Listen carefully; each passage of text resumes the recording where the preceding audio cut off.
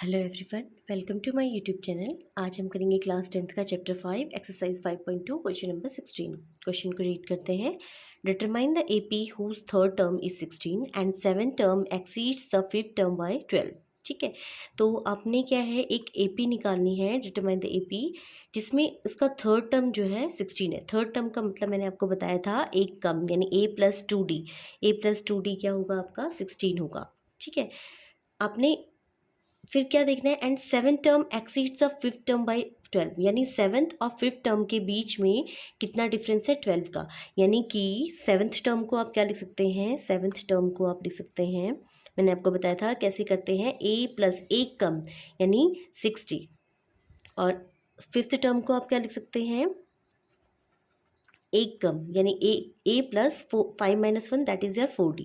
ठीक है, अभी कैसे आया, मैंने आपको सीरीज समझाई थी कि कैसे निकालते हैं। तो लेट सपोज आपका ए जो है फर्स्ट टर्म है, ए प्लस डी सेकेंड टर्म है, ए प्लस 2d थर्ड टर्म है, ए प्लस 3d फोर्थ टर्म है, ए प्लस 4d फिफ्थ टर्म है। तो देखिए जैसे जैसे मैं फर्स्ट टर्म सेकेंड टर्म, ये हो गया फर्स्ट, ये हो गया सेकेंड, ये हो गया थर्ड, ये हो गया फोर्थ और ये हो गया फिफ्थ।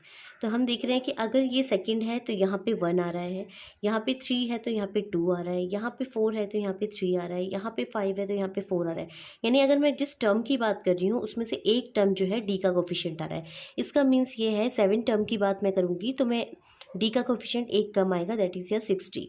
फिफ्थ टर्म की बात करूँगी तो डी का कोफिशिएंट एक कम आएगा। आई होप आपको यहाँ पे ये समझ में आ गया होगा।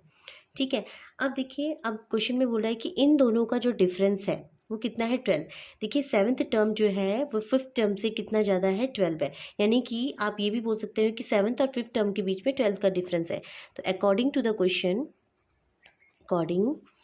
Question seventh term and fifth term के जो बीच का डिफरेंस है वो कितना है, 12।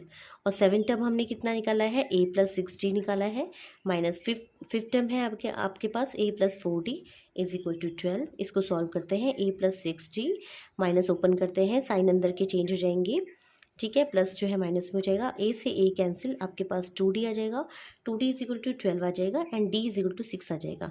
अब आप क्या करेंगे, किसी भी एक इक्वेशन में पुट कर दीजिए। तो आपके पास क्या है, जो d की वैल्यू है 6 है, तो आप यहाँ पुट कर दीजिए। ठीक है, आप यहाँ इस इक्वेशन फर्स्ट में पुट कर दीजिए।